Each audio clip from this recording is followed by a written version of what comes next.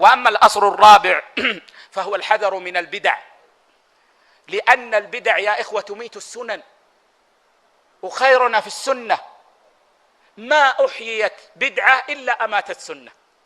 ولذلك النبي صلى الله عليه وسلم قال قولا بليغا: من عمل عملا ليس عليه أمرنا فهو رد. مهما حسنت النيات، فالعبرة باتباع النبي صلى الله عليه وسلم. ولذلك أولئك الثلاثة الذين جاءوا إلى النبي صلى الله عليه وسلم، إلى بيوت النبي صلى الله عليه وسلم، فسألوا عن عبادته فكأنهم تقالوها، وقالوا: وأين نحن من رسول الله صلى الله عليه وسلم وقد غفر له ما تقدم من ذنبه وما تأخر؟ قال أحدهم: أما أنا فأقوم ولا أرقد.